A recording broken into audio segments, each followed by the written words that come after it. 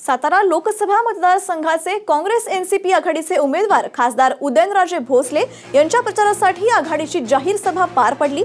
या सभेला राष्ट्रवादी काँग्रेसचे अध्यक्ष शरद पवार आणि माजी मुख्यमंत्री पृथ्वीराज चव्हाण उपस्थित होते। या सभेत बोलताना महाआघाडीच्या नेत्यांनी शिवसेना भाजप युतीवर जोरदार टीकास्त्र सोडलंय। उदयनराजेंनीही यावेळी बोलताना भाजप सरकारवर टीकास्त्र सोडलंय। या सभेत उदयनराजेंच्या स्टाईलची ही खासियत पाहायला मिळाली।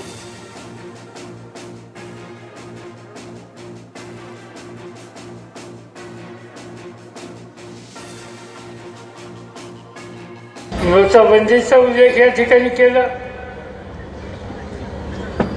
लाखो लोकांचे धंदे उडले,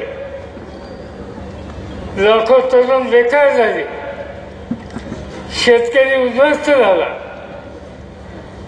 आणि नोटाबंदीच्या माध्यमातून काळा पैसा बाहेर काढण्याच्या संबंधीची जी घोषणा केली होती ती 100% खोटी ठरली। शेतकऱ्यांच्या आत्महत्याचा प्रश्न या ठिकाणी वाढला। मोदींच्या राजवटीमध्ये 2 वर्षाच्या काळामध्ये या महाराष्ट्रामध्ये 12,000 शेतकऱ्यांनी आत्महत्या केली।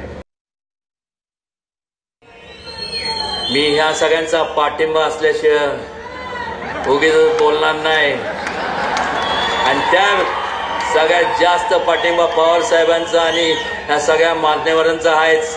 पण मगाशी रामराजेंनी सांगितलं प्रमाणे सगळ्यात जास्त पाठिंबा रामराजेंचा मला कॉलेजच्या दिवसापासून आहे। त्याला साक्षीदार खरंय त्याला साक्षीदार सत्यजित पाटणकर आहेत। त्यामुळं एक सांगतो, त्यावेळेपासून आजपर्यंत कधी अन्याय कोणावरती झालेला मी सहन केला नाही। त्यावेळेस केला नाही, आज नाही, भविष्य काळात करून देणार नाही। एक मन है, एक बार जो मैंने कमिटमेंट कर दी तो मैं अपनी खुद की भी नहीं सुनता। स्टाइल